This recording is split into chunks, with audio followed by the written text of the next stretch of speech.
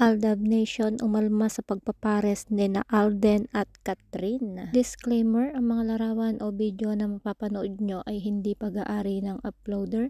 Ito ay ginagamit para sa isang impormasyon, credits to the owners. Hello guys, narito na nga ang ating hot trending topics for today's video. Sobrang init-init pa nito guys, no?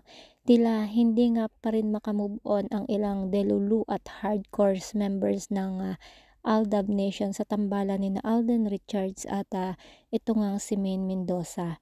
Hindi kasi nagustuhan ng ilan sa mga ito ang nagbabiral na sweet moments ni Alden kasama nga itong si Catherine Bernardo. Tandaan nga guys na nag-viral ngayon ang pag-surprise ni Alden sa birthday celebration ni Catherine dito sa Manila, kung saan may dala-dala itong malaking bouquet ng bulaklak at regalo. Say ng ilang members ng Aldab Nation, hindi raw maganda na pinagtatambal ang dalawa, lalo na't may asawa at anak na raw ang aktor. Oh, meron na palang asawa at anak itong si Alden at Maine. Sa dating Twitter na X ay marami sa mga fans ang nagbahagi ng kanilang saloobin ukol sa tila mas lumalalim na sweetness nga nitong si Alden at si Catherine. Naku girl, mag-isip-isip ka. If you have self-respect, huwag ka nang pumatol sa may asawa at anak. Makakahanap ka ng ibang walang sabi ng di ka mapulaan, sabi ng isang miyembro ng Aldab Nation. Chika naman ng isa, nakahanap na siya. Ewan ko kung wala na talagang sabit si JR or si Alden nga. At ayaw yata ng nanay dahil Kuya J lang ang mayroon siya.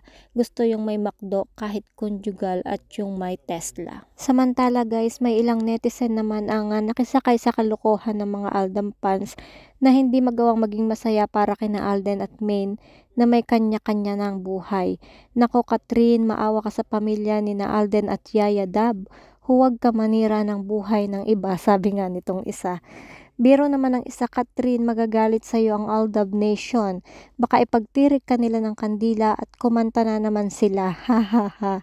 Sa ngayon ay tahimik pa rin sina Catherine at Alden kung ano nga ba ang namamagitan sa kanilang dalawa.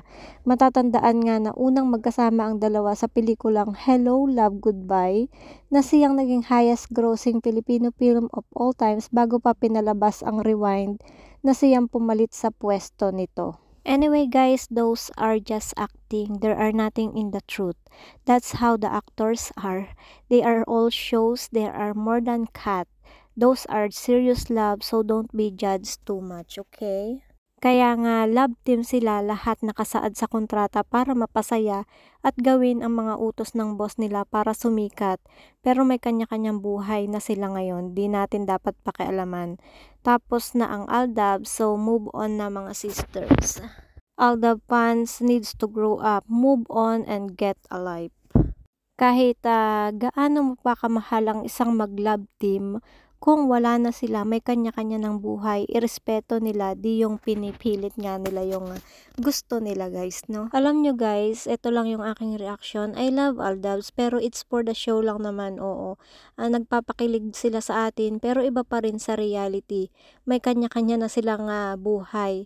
Trabaho lang, walang personalan guys, no? Happy ako para kay Maine and happy ako para kay Alden. Lalo na love Pussycat, super bagay silang dalawa.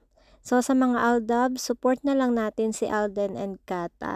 Tignan natin kung ano yung mangyayari dito sa dalawa sa Kat din. Pagbubunyag naman ng kolumnistang si Christopher Minatodo effort ang ginawa ni Alden Richards makarating lamang sa birthday party ni Catherine. Sa katunayan, nagbayad umano ito ng isang private plane para mabilis na makarating sa venue. Kinilig ang mga nasa venue matapos ang pagsorpresa ng binata sa kapamilya actress. Nabuo din ang tambalang Kat din na ayon sa mga netizen bagay na bagay sa dalawa dahil napakalakas nga ng chemistry nito sa isa't isa. Palaisipan din ngayon sa mga fans ang tunay na estado ng dalawa matapos maispatan ng mga netizen na tila couple black ring ang suot ni Catherine at Daniel na talaga naman na nagpakabog sa dibdib ng Kat Den fans. Napansin din ng mga netizen ang tila closeness ng dalawa matapos mag-viral ang video na makikita nga komportable nga ang dalawa na magkayakap habang kinukuhanan sila ng litrato ng kanilang mga kasama. Samantala kasabay ng pagtrending ng pangalan ni Alden at Catherine ay kasabay naman pagtrending ng Aldab dahil sa pag-call out ng grupo sa aktres na si Catherine. Lingid nga guys sa kaalaman ng lahat na ilang buwan ng kasal ang Itbulaga host na si Maine Mendoza sa kapamilya actor turned politician Arjo Atayde.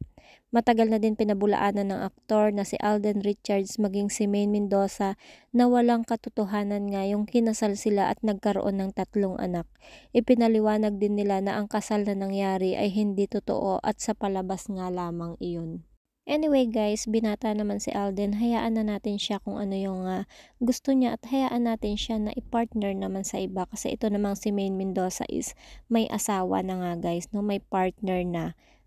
Kayo guys, ano yung inyong mga suggestion, komento at ang inyong mga reaksyon dito sa kumakalat nga na trending na balitang ito na halos mag-away na naman itong Aldab at itong fans ng Katden. Kung ano ang inyong mga komento guys, just comment down below. At kung hindi pa kayo nakasubscribe sa aking YouTube channel, kindly hit the notification bell, like, and share para marami pa tayong pag-usapang mga chika. So that's it guys. Mag-ingat po ang lahat and God bless. Maraming salamat.